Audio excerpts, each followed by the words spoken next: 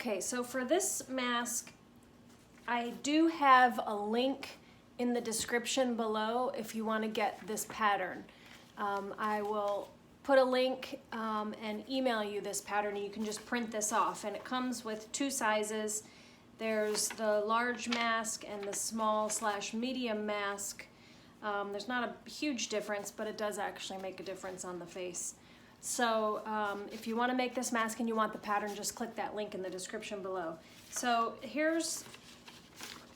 let's get started. So whether you're going to make one mask or 100, you can lay out your pieces on your fabric opposite like this and cut them out if you're just going to make a single mask. Otherwise, you can do like I'm doing to try to make multiple masks. I'm doing this kind of assembly line style. Fold your fabric in half and then actually I'll do both at once. So lay it out so you can cut multiple at one time. I actually, with this one, I cut out like as many layers as possible with my rotary cutter, so you can maybe cut out 10 at a time if you layer up the fabric. Okay, so that works. Pin your pattern. Just one pin is all you really need to hold it.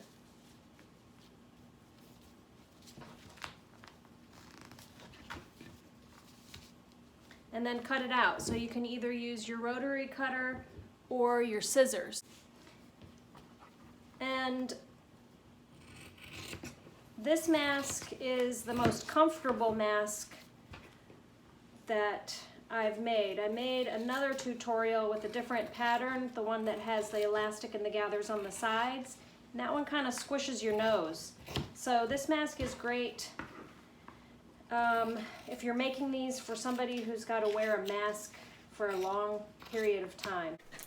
So just make sure that you do pin your pattern on there opposite each other so that when you match up your patterns right side to right side, they're the same. Now, take your pieces, right side to right side, lining up that curved edge, and just put one pin.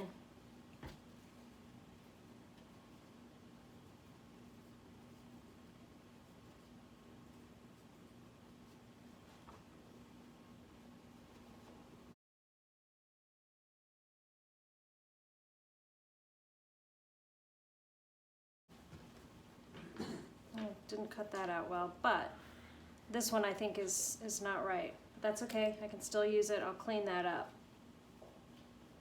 Okay, the next step is to sew a 1/4 inch seam allowance on this curved edge. So I'll meet you at the sewing machine. Okay, so you're going to just sew a 1/4 inch seam allowance down that curved side, and I have a presser foot that actually is a 1/4 inch seam allowance, so it makes it really easy to do that.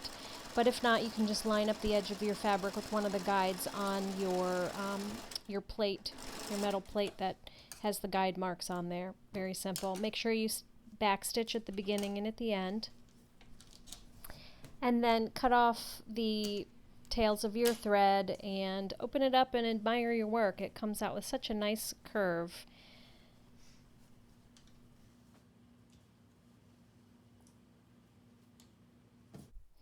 Okay, and then you're going to do the exact same process with a contrasting fabric for the lining of the mask. So you want to use a contrasting fabric so whoever is wearing the mask knows the difference between the inside and the outside of the mask. That's what I was told by the medical professional, that it should be different.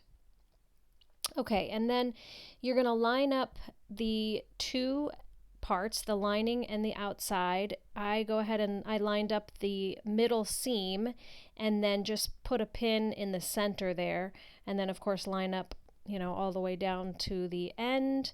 And you're going to do a 1/4 inch seam allowance across the top of the mask, the part that goes across your nose, and then across the bottom of the mask, the part that goes underneath your chin. So just go ahead and sew a 1/4 inch seam allowance on both the top and the bottom of the mask next.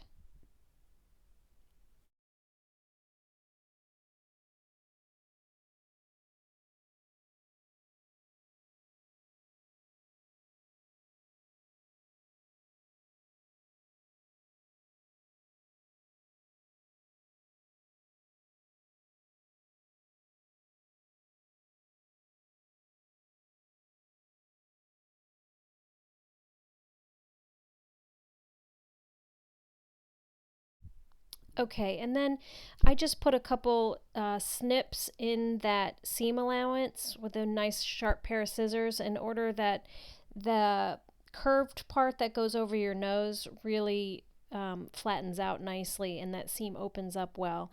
If you don't put those snips in that seam, it kind of wants to pucker. So just put a few snips, making sure you don't cut into the seam. And then turn your mask right side out.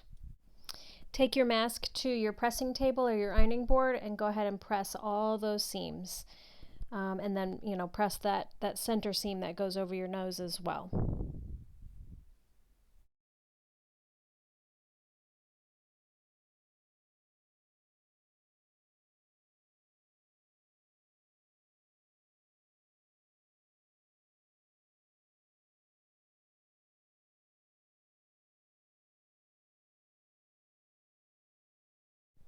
And then once all your seams are pressed, you're going to fold in the ends about 1/2 inch on each end and press that in because that's where you're going to sew the binding over that end. Just make sure that you do both sides evenly. So fold it in and then fold the mask in half just to make sure that it is even on both sides. Otherwise it gets a little bit wonky when you tie it on if they're uneven.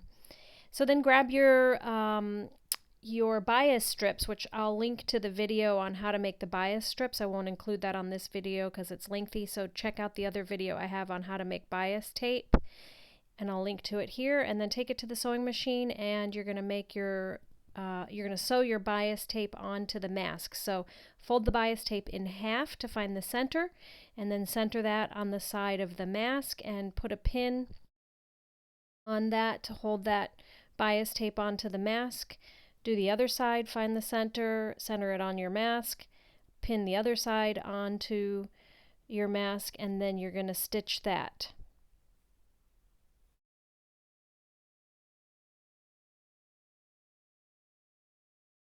So this is the blind hem foot that has that metal guide. I like to use my blind hem foot to sew the bias tape on because you can just run your bias tape right down the edge of that metal guide on the blind hem foot. It makes it really easy to get a nice straight stitch right at the edge of your bias tape without going off of the bias tape or going in too deep on there. It really makes it a nice, neat stitch. When you get to the mask, just make sure that the mask is tucked into the bias tape snugly all the way back into the crease, and sew right over that, making sure you don't hit your pin.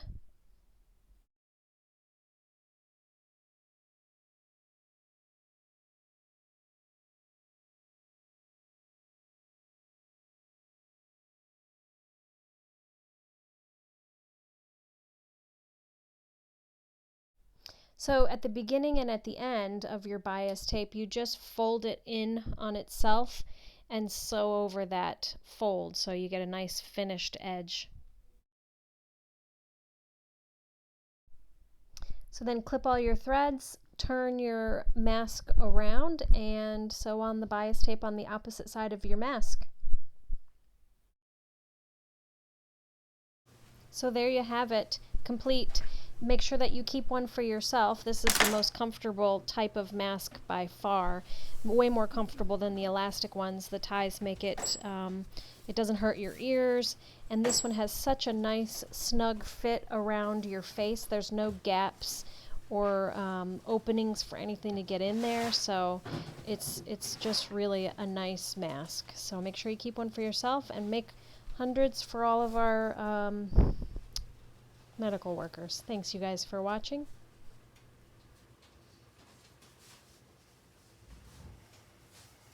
It's nice and tight.